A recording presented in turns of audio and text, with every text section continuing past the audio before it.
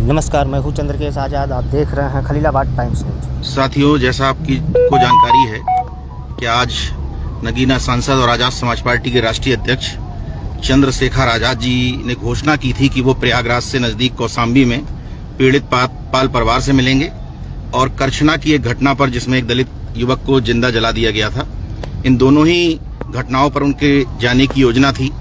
लेकिन जैसे ही प्रयागराज एयरपोर्ट पर पहुंचते हैं, पुलिस ने भारी बल का प्रयोग करते हुए उनका रूट दूसरी तरफ डाइवर्ट कर दिया और अनुरोध किया उनसे कि आप सर्किट हाउस चलिए, हम सर्किट हाउस में ही दोनों पीड़ित परिवारों से आपको मिलवाते हैं। ये आप जो आगे देख रहे हैं लाइव वीडियो, ये पुलिस प्रशासन आगे चल रहा है, पीछे सांसद चंद्रशेखर आज़ाद जी की गाड़ी चल रही है और उनको ले जाकर के सर्किट हाउस ले जाया जा रहा है।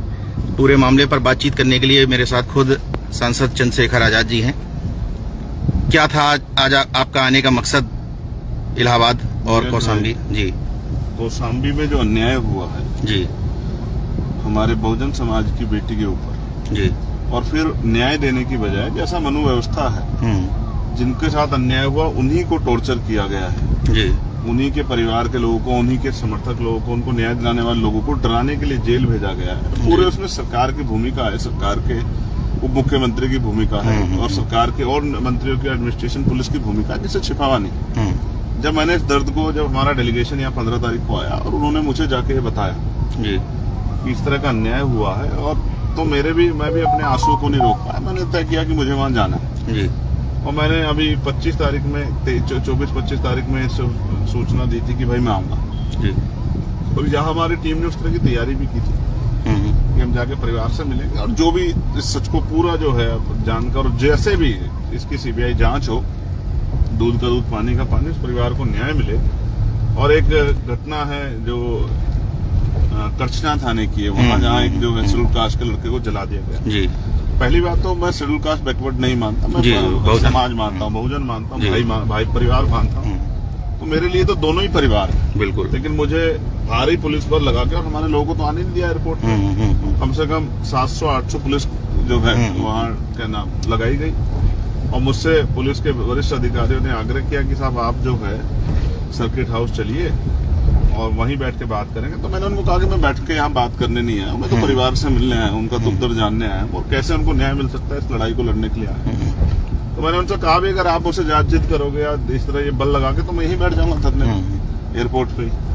तो फिर मैंने उनसे एक स्पष्ट एक बात कही कि मैं परिवार से मिले बगैर नहीं जाऊंगा। बिल्कुल, ये बात आप जानो, कोई सी धारा लगाओ, कुछ भी करो, लेकिन आज मैं अपने परिवार से मिलकर ही उनकी तकलीफ को जानकर तो कैसे उसको लड़ा जा सकता है, जब तक ये फाइनलाइज नहीं होगा तब तक नहीं जाऊंगा। तो उन्होंने मुझसे कहा कि आप सर्किट हाउस चलिए, हम आपको परिवारों से मिलाएंगे जी। इन्होंने क्या इंतजाम किए, क्या है इनका, मैं नहीं जानता, मगर मैंने एक बात उनको स्पष्ट की, हम कानून को मानने वाले लोग हैं, संविधान जी। हम नहीं चाहते गांव का माहौल खराब हो, लेकिन अगर कोई ये समझता है कि हम ताकतवर हैं और ये कमजोर हैं, तो ऐसा नहीं। लोकतंत्र ने सबको बराबर की शक्ति दी है। कोई अगर हमारी स्वाभिमान सम्मान को, हमारे हक अधिकार कुचलने की कोशिश करे तो ये बर्दाश्त नहीं किया जाएगा। मैंने उनसे कहा कि मुझे परिवार से मिलना है जी, जो वहाँ के लोग आए हैं उनसे मिलना है, उनकी तकलीफ को जानना है, फिर कैसे हम लोग उनको न्याय दिला सकते हैं, इस बात पे हमें और अपने लोगों से चर्चा करनी है। इसमें अगर कोई भी बाधा पुलिस उत्पन्न करेगी तो फिर आज वो होगा जो पुलिस ने सोचा नहीं होगा। अच्छा, मैं आपको स्पष्ट कर दे रहा हूँ, मैं यहाँ से बिल्कुल नहीं जाऊंगा, चाहे मुझे कैसे भी जाना पड़े, कुछ भी करना पड़े, मैं उस परिवार के पास जाऊंगा, चाहे मुझे अकेले जाना पड़े, चाहे मेरी जान दांव पे लगे, कुछ भी हो, लेकिन मैं जाऊंगा जरूर, चाहे मुझे मोटरसाइकिल से जाना पड़े। मैं आज आपको लाइव में कह रहा हूँ, मुझे कैसे भी जाना पड़े, अभी मैं इनका भरोसा कर रहा हूँ जी। कानून को मानते हो, संविधान को मानते हो। अगर इन्होंने मुझे धोखा देने की कोशिश की, वहां ले जाके मुझे बंद करके और नहीं जाने देंगे, इस तरह की होगी, तो ये अभी मुझे जानते नहीं। जब स्वाभिमान सम्मान की लड़ाई होती है, बहनों के सम्मान की, तो चंद्रशेखर किस हद से गुजर सकता है, इनको शायद आइडिया। तो मैंने इनको समझा दिया है हिंदी में, और मुझे उम्मीद है कि ये छल नहीं करेंगे, धोखा नहीं करेंगे।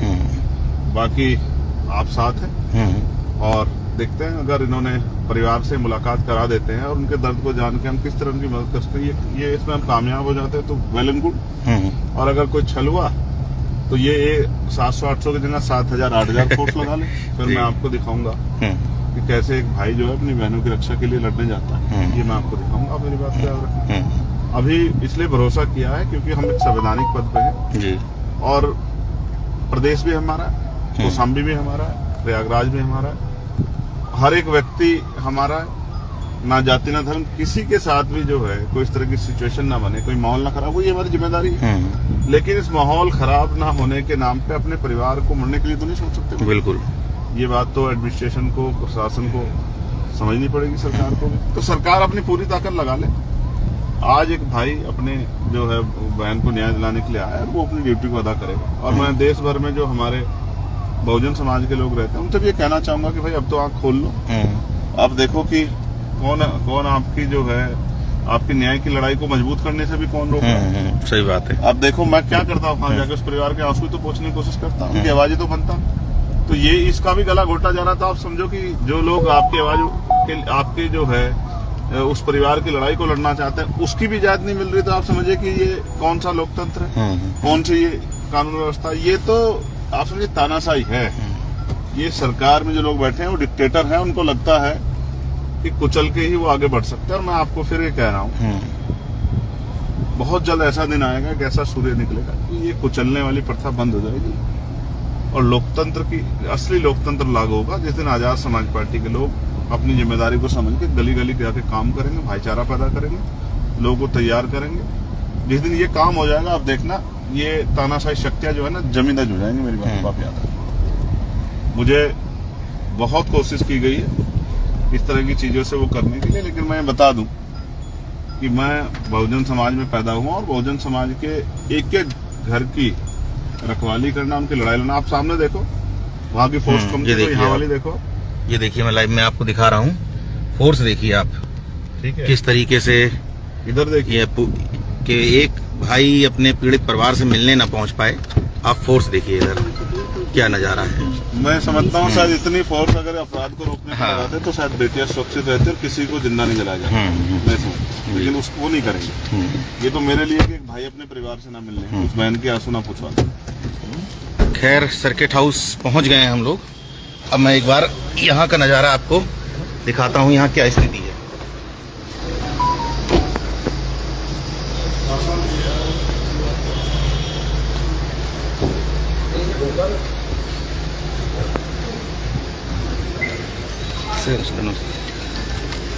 ये आप देखिए सर्किट हाउस की क्या स्थिति है। और सांसद चंद्रशेखर आजाद को सर्किट हाउस में रोकने के लिए आप देखो कितना पुलिस बल तैनात है।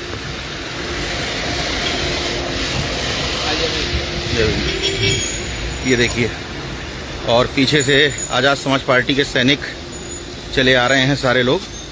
ये देखो आप, पुलिस का इंतजाम देखिए आप, जहां नजर दौड़ाएंगे वहां पुलिस ही पुलिस बल नजर आ रहा है। ये देखिए,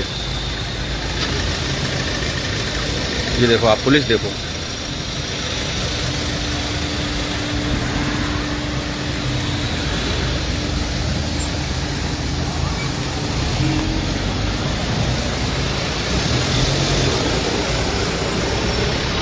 पुलिस की गाड़ियां आप देखिए। और जिन लोगों तक ये लाइव वीडियो पहुंच रहा है उन लोगों को मैं बता देता हूं कि सांसद चंद्रशेखर आजाद आज जाना चाहते थे पीड़ित परिवार से मिलने के लिए कौशाम्बी, लेकिन एयरपोर्ट से ही उनको डिटेन करके प्रयागराज के सर्किट हाउस में, ये अमर शहीद चंद्रशेखर आजाद सर्किट हाउस है, यहाँ उनको ले जा करके नज़रबंद कर दिया गया है। ये देखिए,